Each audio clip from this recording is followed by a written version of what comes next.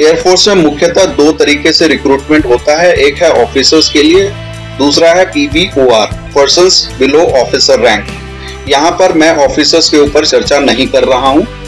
PBOR का मतलब होता है एयरमैन एंड बिलो।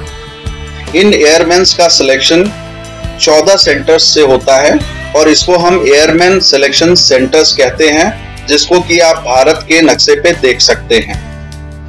इसको कंडक्ट करने वाली बॉडी है CASB।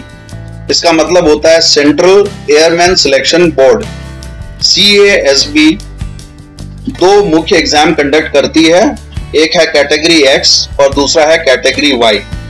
कैटेगरी X में टेक्निकल ट्रेड्स दिए जाते हैं और कैटेगरी Y में नॉन टेक्निकल ट्रेड्स दिए जाते हैं।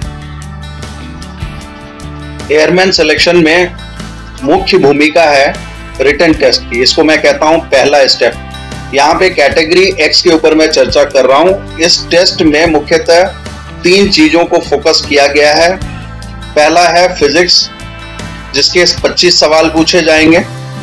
दूसरा है मैथ्स, 25 सवाल पूछे जाएंगे।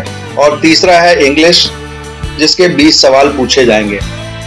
यानी कि कुल मिलाकर आपको 70 सवाल पूछे जाएंगे, जिसको कि आपको 60 मिनट्स में सॉल्व करना है। यानी कि हर क्वेश्चन पे आपको 30 से 35 सेकंड लगाना है और इसी में उसको सॉल्व भी करना है, रीचेकिंग भी करनी है। अभी तक आपने जो भी पढ़ाई की है उसको आप स्टेप वाइज सॉल्व करते थे और स्टेप वाइज आपको नंबर्स दिए जाते थे, लेकिन यहाँ पे आपको उल्टी तरीके से करना है। यानी कि इसको आपको सीखना होगा कि कैसे बहुत ही कम समय में या शॉर्टकट तरीके से आप इस प्रॉब्लम को 30 से 35 सेकंड में सॉल्व कर लेते हैं। हमारा सेकंड स्टेप है PT। रिटन टेस्ट पास करने के बाद अब दूसरी जो प्रोसेस है, जो पिछली बार नहीं थी, इस बार ऐड की गई है और PT का मतलब है साइकोलॉजिकल टेस्ट। इसमें लगभग 45 सवाल होते हैं, जिसको कि आपको 30 मिनट में सॉल्व करना होता है। इसमें कुछ इस प्रकार के क्वेश्चंस पूछे जाते हैं। एक व्यक्ति का एक्सीडेंट हो गया है, आप क्या करेंगे? हॉस्पिटल लेके जाएंगे, पुलिस को फोन करेंगे, या फर्स्ट एड देंगे, या फिर कुछ नहीं करेंगे। सिमिलरली आप सिनेमा देखने गए हैं और वहां पर आपको एक पर्स मिला है, आप क्या करेंगे? आप पर्स में से पैसे निकालकर सिनेमा के मैनेजर को वापस कर देंगे, या बिना पैसे निकाले सिनेमा के मैनेजर को सौंप देंगे, या खुद उस पर्स को रख लेंगे, या फिर उस व्यक्ति को ढूंढेंगे और पर्स वापस कर देंगे। इसमें कुछ क्वेश्चंस यानी कि 3 से 4 सवाल डायरेक्शन सेंसेस और ब्लड रिलेशंस के रीजनिंग पे आधारित होते हैं। तीसरा स्टेप है फिजिकल। इसमें 1600 मीटर की दौड़ होती है, जिसको लगभग 7.5 मिनट में कंप्लीट करना होता है। अगर आपने 7 मिनट में इस दौड़ को कंप्लीट कर लिया तो 1 अंक का बोनस मिलेगा। 6 मिनट में कर लिया तो 2 अंक का बोनस मिलेगा और 5 मिनट में कर लिया तो 3 अंक का बोनस मिलेगा। इसके साथ 25 उठक बैठक, 10 पुलअप्स और 10 पुशअप्स भी करने होते हैं। फोर्थ स्टेप है PI।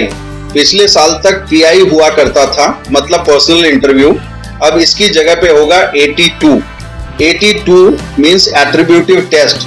5 मिनट आपको पैसेज को पढ़ना होगा और उसके बाद 3 मिनट में उसको एक्सप्लेन करना होगा।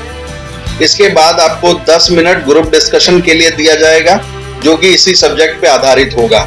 इसमें लगभग 15 पार्टिसिपेंट्स होंगे। 5वां स्टेप है मेडिकल का। इसमें 3 कार्ड्स बनते हैं, ग्रीन, येलो एंड रेड।